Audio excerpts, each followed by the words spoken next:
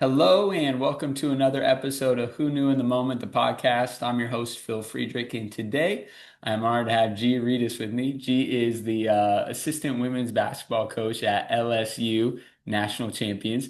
And one of the things that I think you're going to hear in his journey today is when you find a passion, that passion can become a career. And so, G, thanks so much for being on today. Thanks for having me. Yeah. So to start in your journey, growing up, your dad played in the major league. So talk a little about, life with having, uh, a dad in professional sports and just being around sports a lot as a kid. The funny thing is, I feel like I miss most of it. Like my sisters, that I have three older sisters, and I feel like they kind of got a lot of the baseball upbringing. I was 5 when he retired, so I don't remember much of it. I remember, kind of the end of the road, the Texas Rangers days, a little. But I don't remember a lot of it. A lot of my early memories were him coaching baseball and kind of going back and doing that. But growing up around sports, it was mostly being around my sister. Yeah. My sister played every single sport. I have three of them, but only one of them plays sports. And I was around her. She always had basketball practice or softball practice or something. So I felt like that was a lot of my introduction to sports. Of course, my dad, like you growing up with a dad who played baseball, especially being from a town in Alabama. Everybody knows him. Everybody knows, so everybody is expecting me. I'm his namesake. So everybody is kind of expecting me to kind of follow in his footsteps. Uh, but when it came to sports, yes, of course, my dad, but even more so, I think it was a lot more my sister. I love it. So for you and your sister growing up, and obviously you decided to pursue basketball, were there some heated one-on-one battles growing up? She was so much older than me, and she was already good, but she was older too. So I really didn't stand a chance. I remember the last time we ever played, I was like, I'm getting good.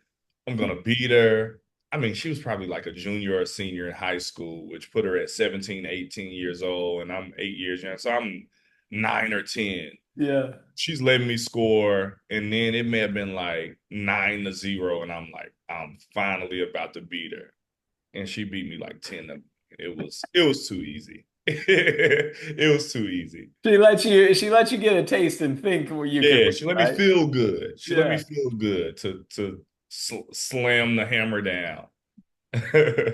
Now, for you transitioning into kind of the high school era, you started at a military institute. So talk a little about, where you went to school and really progressing in your basketball career. I mean, me and all of my sisters, we went to Decatur High School. After that, uh, I always wanted to play ball. I always knew I wanted to play basketball. I had a couple like Division II opportunities. That wasn't really the route that I wanted to go, and I ended up. I met a guy who was Marcus Thomas. He was coaching at Millsaps College, and I went to a camp in Birmingham, the Colonnade camp. Uh, and I just remember he saw me there. Uh, he reached out, when he was at Millsaps. I think they were like Division III. Couldn't do that. Yeah. But he ended up getting the job at Marian Military Institute. And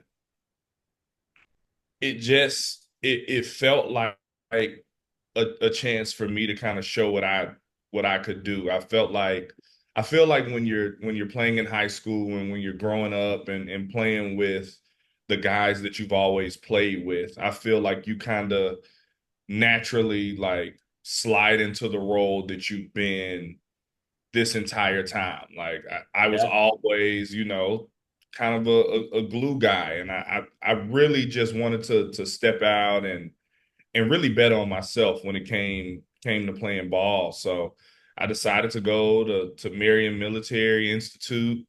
Me and a couple of my friends from home, Marcus Thomas, he got the job there, and he really just allowed me to whatever it took to kind of get me there.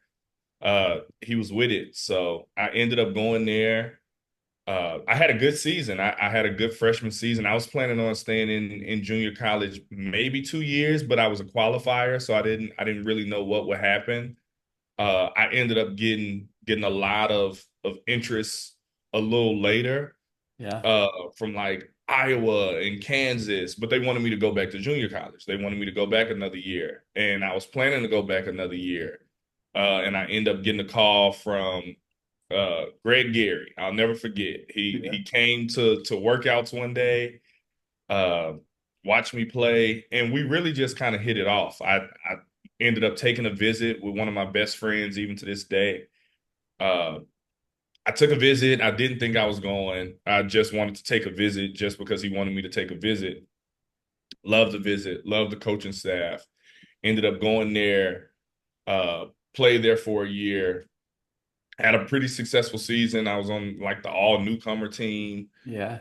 I think all throughout all of this, I really was just kind of honestly like betting on myself. I felt like I could play. I felt like I could play Division I ball. So I had a good year in JUCO. Not great, but I was good. I averaged double digits, whatever. I was playing the point. I always was a point guard. So when I went to seminary, I played more on the wing, and he really and Greg Gary really empowered me to just kind of be myself and play free and be aggressive and all of those things. And I ended up having a pretty good year. At the end of the year, I'll never forget the meeting. It was a really random meeting, but they told us that we were about to start transitioning to Division III or something. But the schedule would kind of stay the same the next 2 years, but we couldn't play in the conference tournament. And I always wanted to play in the NCAA tournament. Yeah. And I was like, well, I'm not even gonna have a chance to do that. So I started looking elsewhere, and South Alabama called. It was a little closer to home, Yeah. so I ended up transferring there and played for Ronnie Arrow for 2 years. Yeah. So that was the college era. So one thing that I would love to hear a little perspective on for you is, you know, basketball is such a relationship sport. I mean, there's teams, there's five players that have to come together at one time, and then you got another 5 to 8 players that are, still a part of the team and will get subbed in. And so as you were kind of pivoting from school to school, creating relationships and creating them quickly is just important to, finding cohesion. So talk a little bit about, what it is with your personality where you can find yourself cultivating relationships quickly and connecting with people well. I've just never been really shy Yeah. when it comes to meeting new people and talking to new people and getting to know new people. So I think that, like you said, I think that basketball has always been about, you know, cohesion and chemistry and those types of things. And I've never been afraid of, you know, really stepping into that. So really whatever it took to kind of build those bonds, I would find people that I have something in common with, and we would talk about it. Hmm. And I would do that with really each teammate.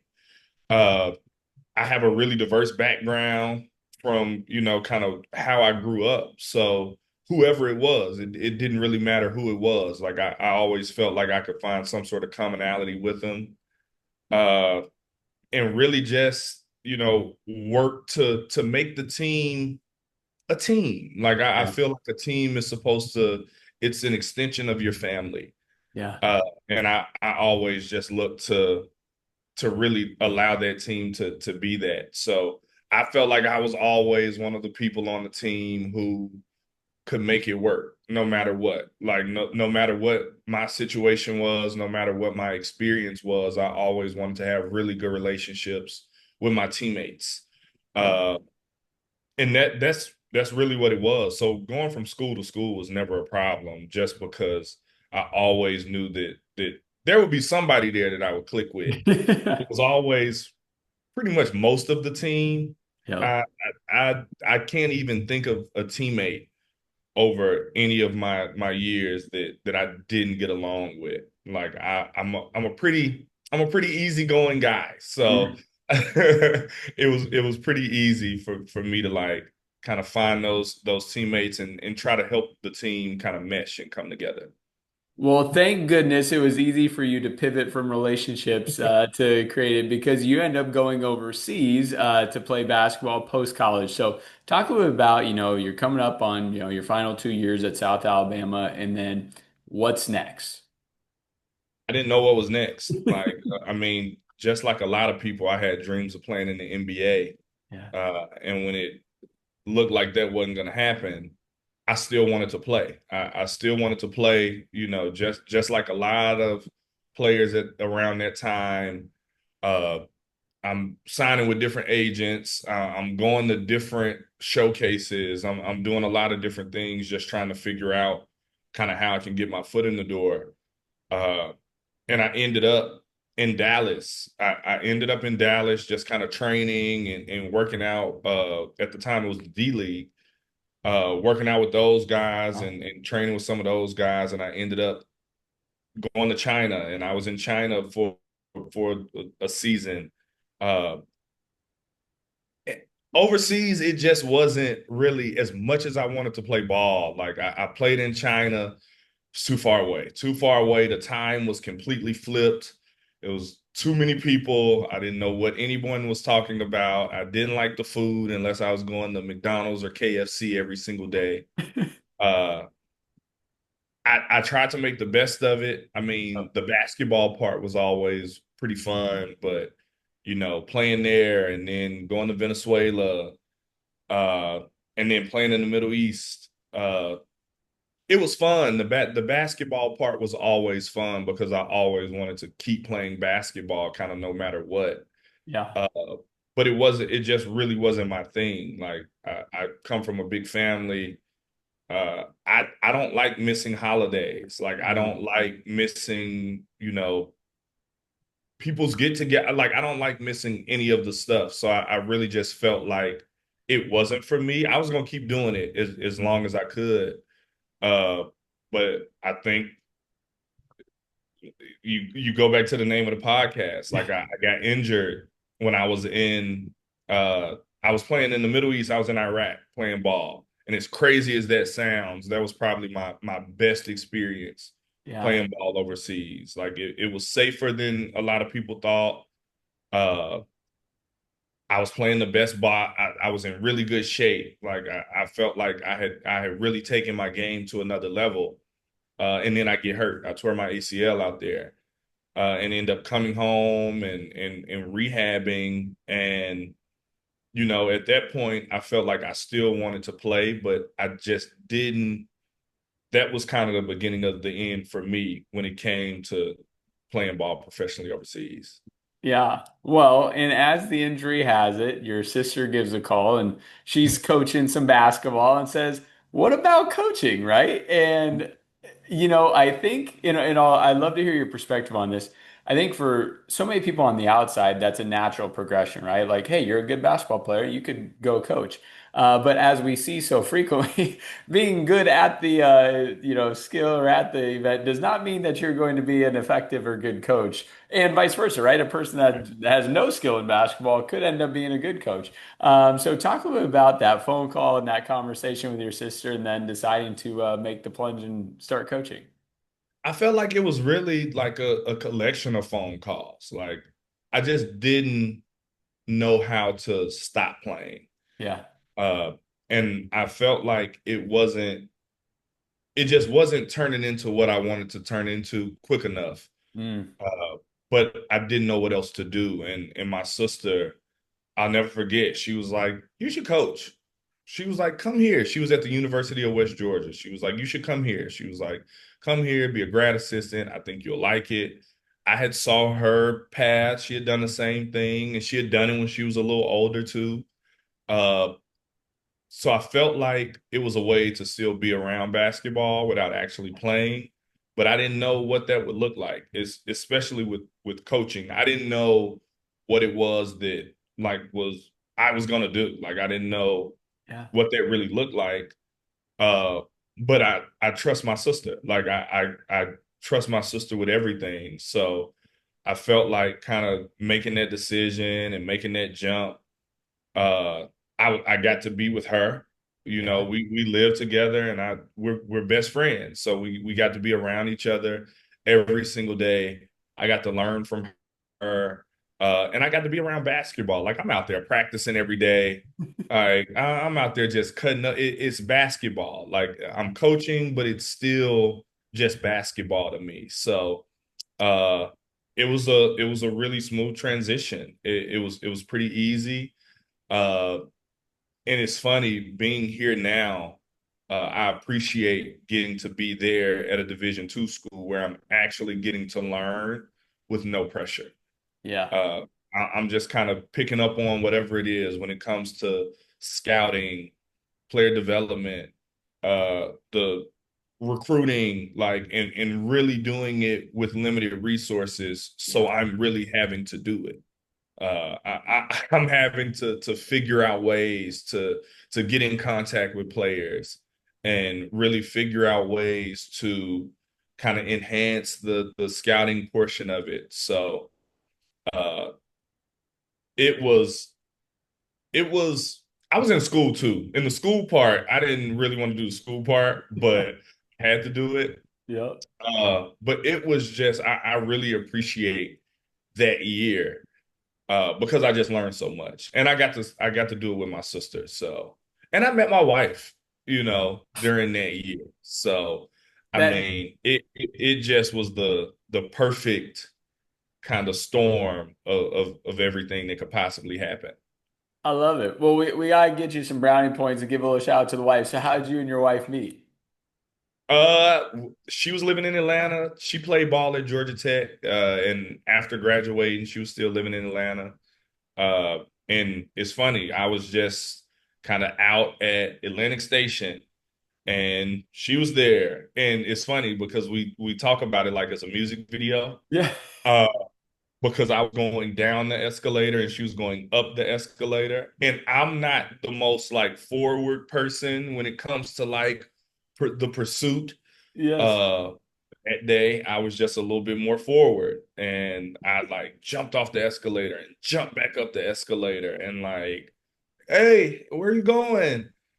And she was playing hard to get, but all these years later, it worked out for me. So I love it. I love it. That is great. So, from your time at West Georgia, you end up going to Delta State. So, talk a little bit about how that opportunity presented itself, and what led to making that jump for you. well, Craig Roden was the head coach, and my sister actually did a graduate assistantship for him when he was the head coach at the University of West Alabama, Okay. another school in our conference. Uh, so I knew him. He knew me. It wasn't like we didn't, we weren't super close or anything like that. But I was getting ready to go into the second year. We were really excited about our team at West Georgia. And literally one random day, he called me and he offered me a job. He offered me, we talked for a little bit and he offered me the job. I was super excited. Now, I didn't know anything about where it was, what was going on, what I was going to have to do, like how difficult it was going to be. But I knew that it was an opportunity. Yeah. And at that point, I mean, I felt like if I'll go play basketball in Iraq, like I can definitely go coach basketball in Cleveland, Mississippi. Like it was really nothing at that point. I was young. Nothing was holding me anywhere. Yeah. Uh, and yeah, I decided to make that jump and go. And again, it was a move that was so good for me. Uh, I got to do everything. Like I got there, I did academics, I did player development, I did all of the recruiting, Yeah. uh, I did camps, I did everything. Like and he allowed me to do everything and he Yeah. taught me so much. He taught me so much, especially about like just the fundamentals of basketball. And he's so similar. The kind of his principles are so similar to what Coach Mulkey does. Mm. And I think it really just prepared me uh, just to get out there and trust myself and kind of do whatever it was that I needed to do. I felt like I could recruit, before I got there Yeah. because I just felt like I could recruit. I felt Yeah. like I could get on the phone and talk to somebody and get them to come to a school. Like it's not that hard. Yeah. Uh, I realized how hard it was when I got to Delta State. Uh, but then all of a sudden, like I just felt like I was driving, I was going to games every night. I was going to high school games. I was going to junior college games. Nothing is really close to Cleveland, Mississippi. So I'm driving, you know, 2, 3 hours and then back in a night. And I'm doing that 2, 3 times every single week. Yeah. Uh, I'm not really on the phone recruiting that much because that wasn't really what we needed to do. Like I felt like I had to like really beat the bushes there. Uh, so that was the place where I really, really just felt like I learned how to do a lot. And I learned on the job. And I feel like that's the best time to learn. And again, I did it with no pressure. Like there was no pressure to do anything. And I felt like I brought in a really good recruiting class. And things were really looking up. And I was really, really excited. And we came into the next year and I'm looking at the team and I'm like, this is a team. Like this is a team that's going to make some noise. And then, I mean, I ended up not being able to see it through with them. Uh, and those kids at Delta State, they never let me forget it because I still keep in contact with a couple of them. Yeah. Uh, but that year, man, that year taught me a whole lot. Not just about kind of the profession and the sport, but also about myself. Yeah. So something that I think is really interesting is for so many people, not everyone, but for so many people, they aspire to the Power Fives, right? The top coaching opportunities. And something you hear from so many coaches across the country that had to kind of like earn their way to the top, maybe not the John Shires of the world that just got, hired to Duke right off the bat, but really worked their way up through the coaching rankings is how much they appreciate all of the experiences they had at some of the smaller schools or maybe the lower funded schools because of, like you mentioned, you did everything. You weren't necessarily, hey, I'm a specialist in this, or hey, this is my one specific role, and kind of outside of that, I'll do it if I have to, but it's really not a part of my job title. We've got someone else to do that. You kind of are just like, no, I'm eating, breathing, sleeping this, and everything that has to do with the team is part of my job. So talk a bit about, your ability to reflect on that and appreciate it. And at the same token, as you will get to your next school, you were still trying to climb to get to the Division I level. So, for you in that moment, or if you're talking to you, 10 years ago, how are you speaking to yourself saying, all right, here's where you're at, appreciate all of the opportunities you're getting right now, but here is where you want to go and use this as a stepping stone, as a learning opportunity. I think it's just appreciating the grind of it all. Yeah. I mean, it was a grind, and it was really a grind. And as you're going through it, I think I never, during that entire time, at West Georgia and Delta State, I was never looking at the next job. Like I was never looking for the next job. I was never wondering where I was going to go next. I was really just in that moment. My brother-in-law always tells me he always used to say, be where your feet are. And Yep. never forgot that. He told me that when I was young. Uh, and I really lived by that. I mean, some days I would wonder, ooh, like, I, but I used to think so small. Like I wasn't thinking any of that. I'm like, okay, when I leave here in a couple years, like I'll probably get an opportunity to coach, low D1, and I'll be there for a couple Yeah. years. And then maybe I'll work my way up to mid-major, and then after a couple years, like that's how I was thinking, but it was really just trying to make the situation that I was in the best that it could possibly be. Yeah. Uh, that's what it was all about for me. And I think if I could go back and tell myself, my younger self, I would tell my younger self just that, like, appreciate this time. Like, it's much simpler times. Like Yeah.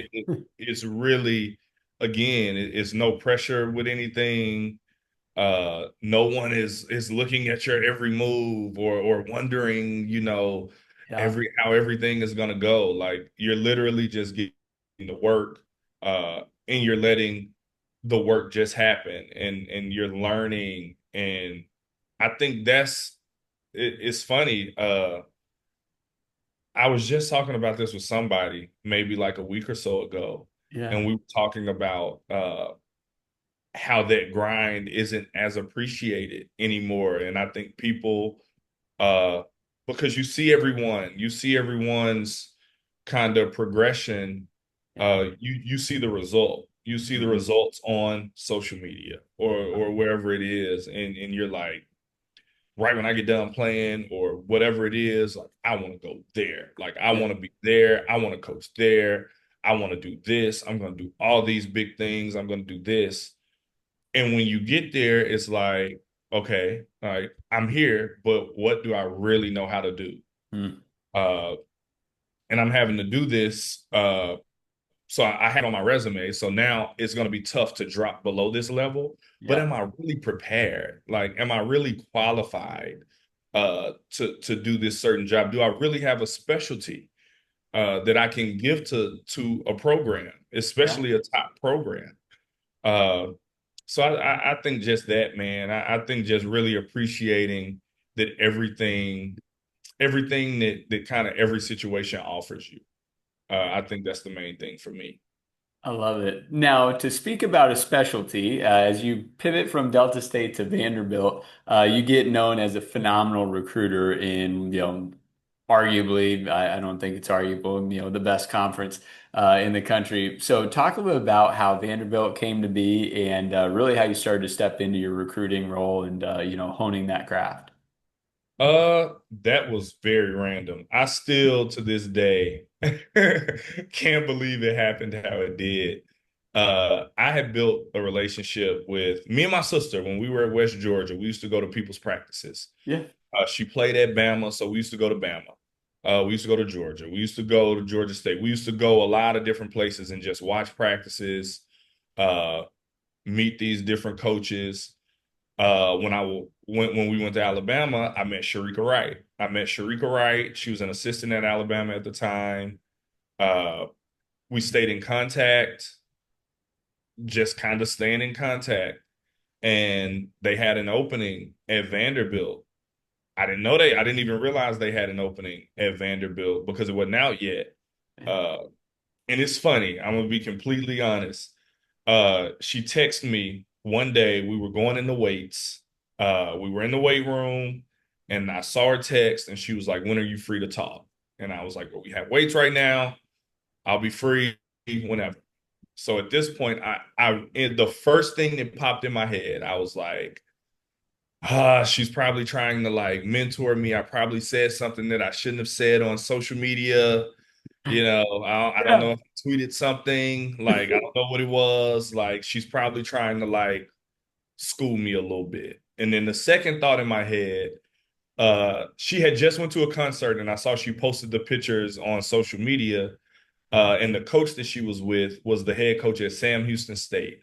I was like, it's either that or the coach at Sam Houston State wants me to come there next year. I Yeah. was like, okay. I was looking at Sam Houston State's website and everything. You get what I'm saying? So she called me. We ended up talking like the next night, and she was like, hey, we may have an opening here. You know, is it something that you would be interested in?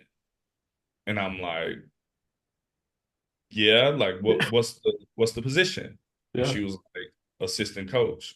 And it's still so funny to me. And I was like, my wife, she was my fiance at the time. She was in like the back room. Uh, and I remember when we got off the phone, I was like, they're interested in me coming there to be the assistant coach. And so I'm just kind of like, okay. Like, she was like, we want you to talk to Stephanie White, who coaches the Indiana Fever now. She Yeah. was like, she's gonna call you in the next couple of days. I was out recruiting. I was out going to watch a kid work out at their high school. On the way back, it was me and it was the GA riding with me. I remember we were riding back, uh, and Steph called. I saw the number pop up. I knew it was her right away, and I pulled over at a gas station, and I just stopped, and we sat there and talked for probably 45 minutes. And I went to Vanderbilt and she brought me up there to just kind of meet everybody. We drove around Nashville for a little bit. And I'll never forget when we were getting out of the car, she was like, "So you want to do this?" And I was like, "Yes, I definitely want to do this." So I mean, I went to Vanderbilt, uh, and I really was just a sponge. Like Yeah. I was a sponge. I was trying to learn. Uh, I learned more in those 3 years about basketball than I thought I knew a lot. I learned Hmm. more about basketball in those 3 years from Steph than I learned in my entire life. She just there was a whole different world of basketball that I just didn't know about. Especially when it came to like the X's and O's and the technical part of basketball. I really learned a lot, and I really learned a lot about because I understood the hustle and bustle Yeah. of that's what I understood. I Yeah. understood how to. I will talk to you every day. I will go to all of your games. I will go wherever. I will do the grunt work to recruit you. But Sharika taught me kind of the strategy Yeah. of recruiting. I really learned a lot when it came to the strategy. So when she left to be the head coach at Texas Arlington, uh, I then was the recruiting coordinator. So it was kind of on me because when I got there, we had already signed the 2019 class. Yeah. Because it was a weird time, we had already filled up the board for 2020. Uh, so my first class she had left was the 2021 class, and it was it was a it was just such a whirlwind just because I felt like I was finally that those were the first recruits that I felt like were my recruits. And Yeah. I was on the phone so much talking to the younger kids. Like I felt like I was touching every region, every like all the I was trying to really get my name out there, but Yeah. it wasn't even for me. It wasn't really about getting my name out there. It was about getting Vanderbilt out there and just kind of uh, helping do what I had to do to try to make sure that in the future that we could get better. Uh, so I knew that my name was popping up, when it came to recruiters and different things like that, but I didn't even that wasn't really even the main thing that was on my radar. I really was just trying to do whatever I had to do for us to get better. Uh, but we ended up signing that first year in 2021. We signed a really good class. I think it was the first time that we had signed four top 100 kids in Yes. like the however many years. And it was really just working. Like Yep. that's really all I knew. All I knew was just to get out there and work and to get out there and try to get us kids, but doing that also while still trying to figure out, how to continue to get better at X's and O's. Uh, I was a new father at the time, so I'm trying to also figure out how to balance like home and work. And then COVID hit. So as we were finishing up kind of that recruiting class, like we're dealing with COVID. So uh I wasn't even thinking like, oh, you're becoming one of the like better recruiters. Uh I was really just thinking like I how can I help get Vanderbilt better? That's, Yeah. that's kind of really what I was all about. I love that. Now, one thing that you said, and we're talking about in the scope of basketball and recruiting, but someone listening is thinking about it in their business. Someone's thinking about it in, the operation that they're running. And you said I fell in love and I mastered maybe the work ethic part of it, but I wasn't necessarily the most strategic on how I was going about things. And you learn that a lot with your time at Vanderbilt. So talk a little bit about that. It's one thing to say, "Hey, I'm all in. I'm willing to do whatever it takes," and you have to have that. But then there's the next part in that saying, "All right, but how can I operate more strategically?" So what were some of the things that you were starting to do to, improve efficiency or be more strategic instead of just you know, the constant grind. I learned that just because you're calling these kids and just because you're working so hard, sometimes the situation, if you, and I know it now really good, but I was learning at that point, just because you're working hard, it doesn't mean you're going to get a kid. Like, Mhm. and you have to figure out when you're wasting your time and you have to figure that out quick. Yep. You have to figure out different angles that you can take. You have to figure out when the time is to kind of step on the gas a little bit and try to figure out if you can get this commitment. You got to figure out when when it makes sense to potentially take a kid that may be lower on your board in order to kind of build some momentum for your class. Like I Yep. think different things like that. You learn how to build a recruiting board. You learn Mhm. how to pivot uh, from your recruiting board a little bit. Uh, it's just all those different Yeah. types of things that I felt like Sharika really helped me with. Because again, like I had the working part, I had Yep. that down. But a lot of times I wasn't working very smart. And I Mhm. felt like it took me a year to figure out, how to work a little bit smarter and a little bit more strategic.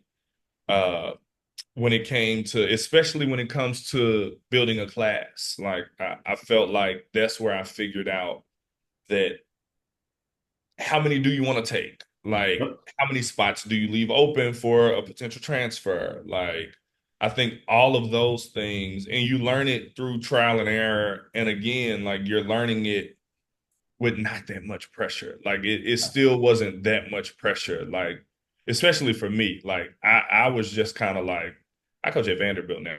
Like I was just, I was just over here, like not doing that. Yep. So this is all like, I was really counting it all as a blessing at that point.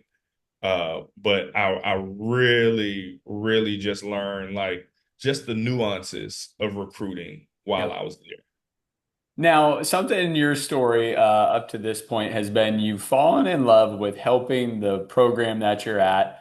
And then, unfortunately, for the program and the people that brought in, you segue then to the next opportunity, but you always leave it better than where you found it. And I think that's a really, important part of your journey is that each opportunity you've been running to something, right? Not running away from a bad environment. It's like, wow, this is a great next opportunity. So I'm going to go check it out. So that comes to you while you're at Vanderbilt in the form of SMU. So talk a little bit about how that opportunity presented itself and what attracted you there. I mean, again, like I feel like the reason I'm on the podcast is because certain things happened to me that got me where I am, Yeah. and I would have stayed at Vanderbilt forever. I loved working for Steph. I loved working with the people that I was working with, and I felt like we were on the right path to getting where we wanted to get, which is ultimately, I mean, winning. But I mean, the NCAA tournament and beyond. During COVID, we ended up opting out of our season early. And a little bit after, we were doing postseason workouts. And out of nowhere, we got fired. We got fired. Uh, my wife was pregnant with our daughter. So I literally, that was a very scary time for me. Yeah. uh, SMU happened. It got announced that we got fired at noon, and Toya Wilson, who had just gotten a job at SMU, uh, my wife, my wife's best friend. They played ball together at Georgia Tech. Uh, worked at Baylor, and she worked at Baylor with Toyelle. So my wife kind of knew Toyelle. I knew who Toyelle was. I didn't know her like that, but my wife knew her a little bit. She DM'd me on Instagram. And I remember Jasmine Player, who was, I didn't even realize she was at SMU. But she DM'd me on Twitter. Uh, and Toyelle wanted to talk, and we talked that day, and she offered me the job, and the next day I took it, and in a couple weeks we were headed to Dallas. So, Amazing. I mean, it happened really, really fast. COVID was still going on, so you know how much of a whirlwind that just kind of was. Uh, I had a infant son. I had another child on the way. I just lost my job and got a new job, so ended up going to SMU. And honestly, that entire year it's still like, as I think back on it, like I appreciate what SMU did for me so much, because I felt like it allowed me to kind of regain my bearings a little bit. Yeah. Uh, I was I don't want to say lost, because I think that's the wrong word, but I was just, again, like it was just kind of, I was all over the place just because I lost my job. I was really scared about what that meant for my family, like, because I'm trying to feed my family with this job, and that's one of the big reasons why I work the way I work. Yeah. Uh, but ended up going to SMU. Uh, it was intriguing to me because it was a brand new program. Like, Yeah. we were getting to build something from scratch, and that really intrigued me. Like, I felt like what I do well could help that situation. I felt like one reason we got fired at Vanderbilt was because I wasn't there from the beginning. I Mm. feel like if I was there from the beginning, I felt like we would have had better players, and Intel would have had a better team and been able to do a little bit more winning and had a little bit more success. So I felt like being at SMU, I would get to be a part of the foundation of what the program was to become. Uh, and I was really excited about that. I was extremely excited about doing that part of it. We moved to Dallas. We got there. We got right to work. We signed the highest rated recruiting class in program history. And that was fun. Like, Yeah. and working with the people that I worked with, it was a lot of fun. It was different, but it was a lot of fun. And I enjoyed it, especially for what it was. I love it. Well, to stay true to your story, at the end of that first year with SMU, you get a different text. Well, a similar text, but from a different person. So, talk a little bit about how LSU comes on the radar and the connection there happens. Again, like my wife's best friend, she worked at Baylor with Coach Mulkey. She then, transitioned to LSU when Coach Mulkey left for LSU. Uh, we were out recruiting. We were out recruiting. Uh, we were in Dallas. We were in Dallas. I see her out. So I go over. Hey, we were watching the same game. So Yeah. I see her. I'm talking to her. Coach Mulkey is with her.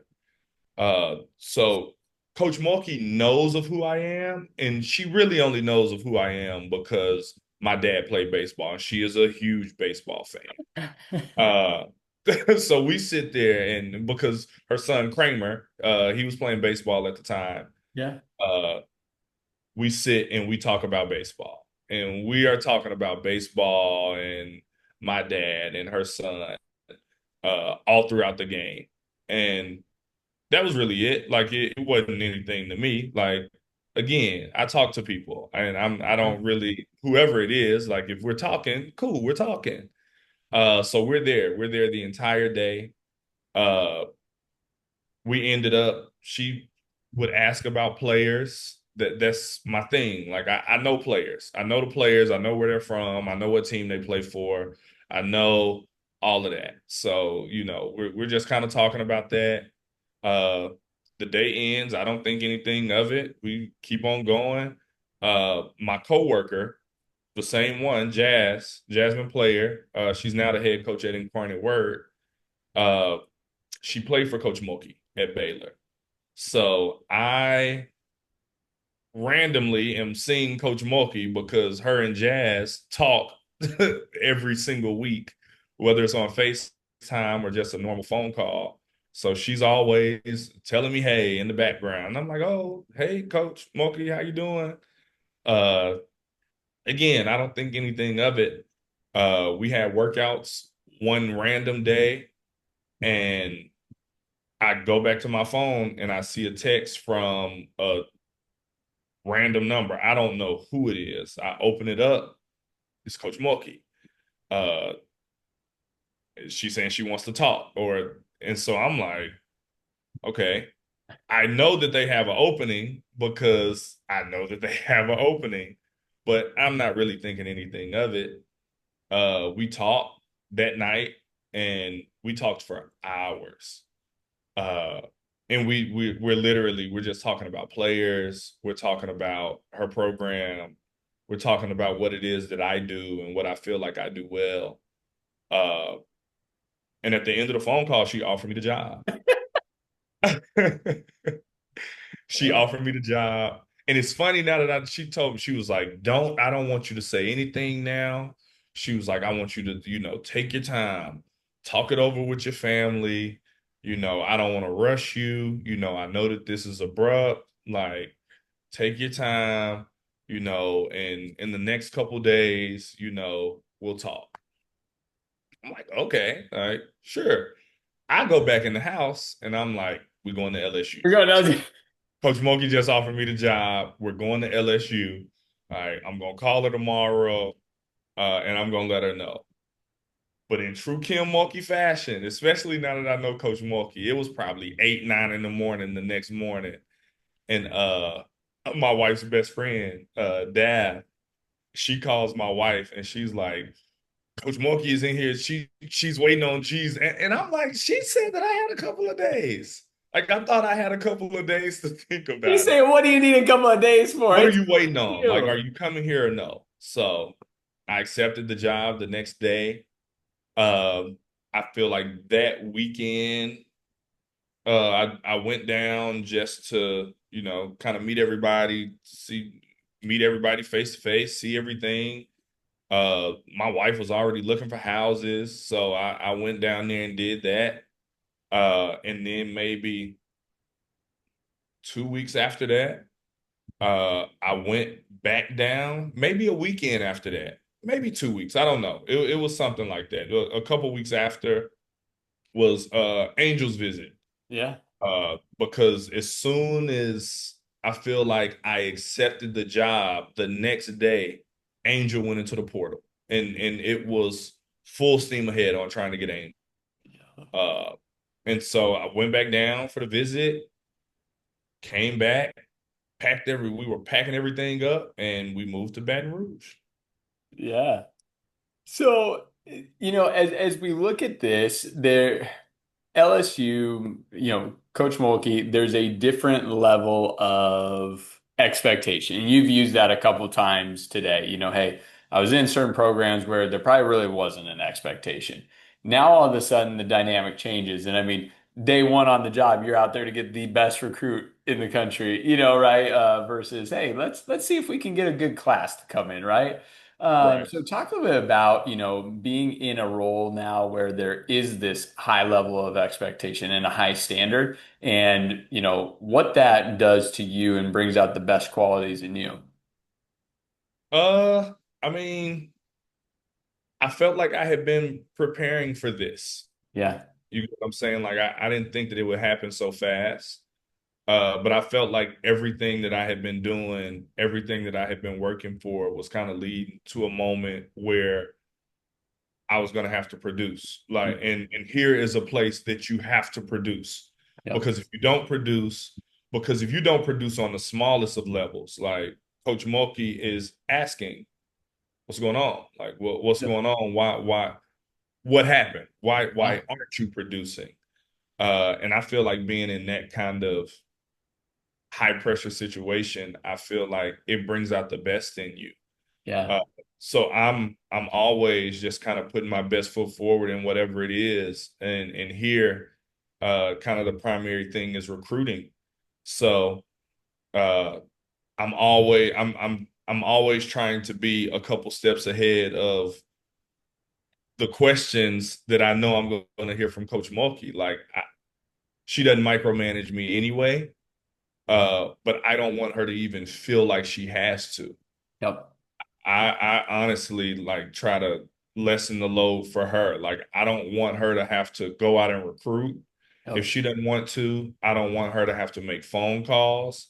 If she doesn't want to, I don't want her to have to do anything she doesn't want to because I want her to feel like I can do it. Right. Uh, uh, and that's just kind of what it is. Our very first year, we signed the number one recruiting class in the country, and then followed it up. I mean, we won the national championship, Yeah. uh, and then followed it up and signed the number one transfer portal class. Yeah. Uh, and so it's literally just been that. I mean, we've signed the number one recruiting class 2 out of the last 3 years, and working on another one right now.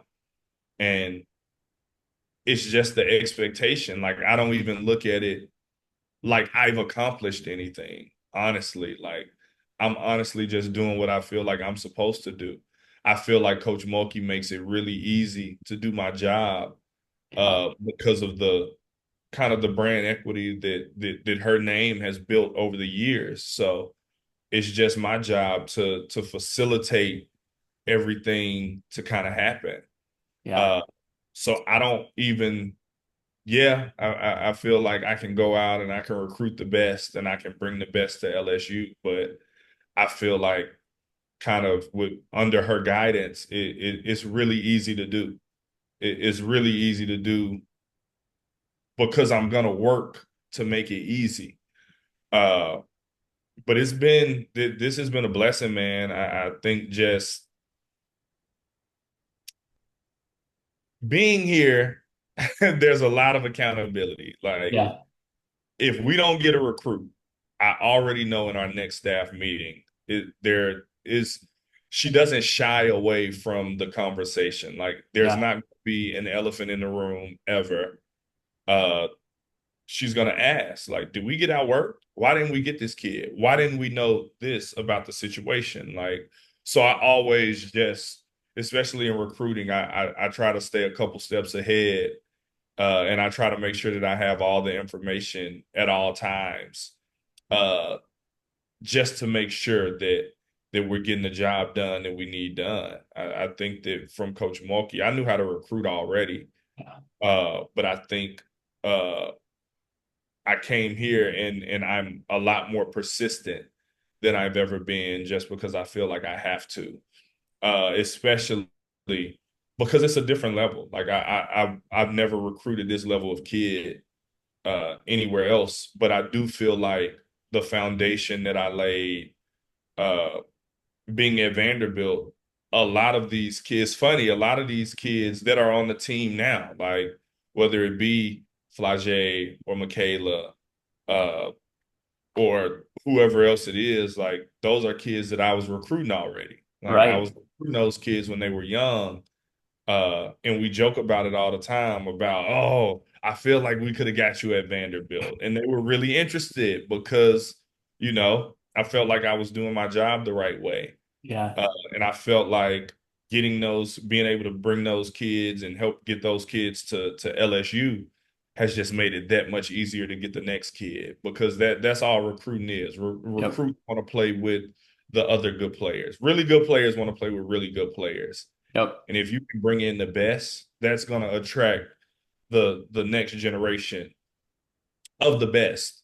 So uh, I just really feel like all of my work in the past has kind of culminated into kind of the moment that I'm in right now. And I'm really just trying to keep it going. Like I'm just trying to continue to work really hard to, you know, make sure that our program is in a spot to where, we can continue to attract the best players, bring in the best people, and ultimately, fight for championships. I love it. Well, and with these last two questions, the first is, Coach Mulkey is just a phenomenal coach, right? Hall of Famer. What's one thing that's maybe really stood out to you? And maybe it's the direct conversations, but what's one thing that you've really learned from being around her where you can kind of be like, I understand why you've had so much success. You do it differently than maybe the way others do it. The attention to detail. Mm, And I think there are a lot of detailed people, but I think a lot of people are scattered in their mm, details. Like she's very detailed and she sticks to the details that mhm. that she's like sets. Yeah. She's not scatterbrained. She's not all over the place. Like she doesn't have random grandiose ideas that, she'll completely throw away everything that she's done. Like she is the most detailed person I have ever been around. And those details we do every single day. Like, and it's details in the office, it's details in practice planning and in practice. Yeah. Uh, when we go on road trips, it's everything. Like if she sees a misspelled word on an itinerary, she has it. Why is this spelled wrong? Yeah.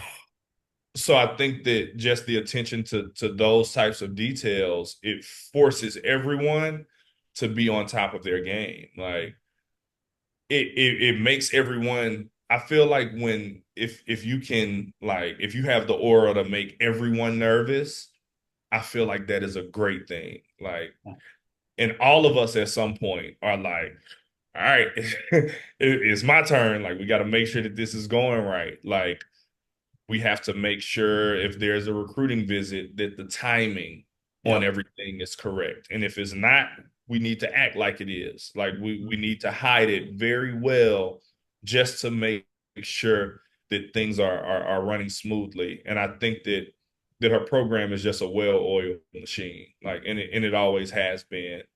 Uh and that I always say, I tell her all the time, I see why you've been winning for so long. Yep. Uh, but I think the attention to detail and kind of the laser focus of the details, I think that to me is why she's been so successful for so long. I love it. And then the last thing is this, the term culture is probably an overused word, but I think one of the parts of, what you guys are doing that's so impressive is you're bringing top talent together and figuring out how to mold it, find chemistry. And yeah, you've had Angel, you've had Haley, right? Like you've had some of the best players in the country. And sometimes it's like we only have them together as this unit 1 year and we need to figure out how to do this quickly, right? Like we've got 9 months to figure out how to get to a championship level team with people that have potentially never played before. So talk a bit about how that culture, is created and what you guys are doing to keep progressing with that culture and finding ways to connect quickly for the team. Uh, Honestly, I think it's because Coach Mulkey allows the girls to be themselves. Hmm. Like she isn't trying to force them to be something that they're not. Because Coach Mulkey is who she is. Like Yeah. she is who she is. And if you decide to come here and play for her, like you know exactly what you're getting. She doesn't switch it up on a day to day. She isn't sugarcoating anything. She isn't hiding anything. She isn't doing any of that. And she allows the girls to do the same. Yeah. But she also demands that they be the best version of themselves every single day. Yeah. I think a lot of times, and I've seen it in past experiences, you bring in really good players, or you have these players on your team, and you let them cut corners a little bit, and just so you don't rock the boat. Coach Mulkey doesn't care about rocking the boat. Yeah. She can care less about rocking the boat. She is actually leading the rocking of the boat to try to make sure everything gets done the way that it's supposed to be done. So I think that the fact that she doesn't shy away uh, from anything, Yeah. and it can be from the very best player on the team to, you know, the walk on, to everyone on the staff, to managers, to support staff, anybody. Like everybody is held to the same standard, Yep. and they're held to that standard every single day. Yep. And I think because she does that and she has been doing that, I think it's easy to, create a culture of excellence because that's what our culture is. I tell everybody, like, this isn't a situation, this isn't a kumbaya, unicorns and sunshine and rainbows every day. Like, this is high level, you know, high expectancy, like high performance. This is that. Like this is we're striving for excellence every single day. And if you're not bringing that, you kind of stick out like a sore thumb. Yep. So I think a lot of times when people think of culture, I think they think of everybody like holding hands and spinning around in a circle or something. But I think now that I've been here, when I think of culture, I think of everybody being on the same page to Yeah. trying to be great. So I think that when it comes to culture, I think that she just gets it. She Yeah. she gets it, but I think because she allows the girls to like fully embrace who they are, but do it at the highest of levels. I think it's easy to see why a kid like Angel becomes Angel and Anissa goes out and does what she does, and you got kids like Flage, who are allowed because it's not a lot of people who would.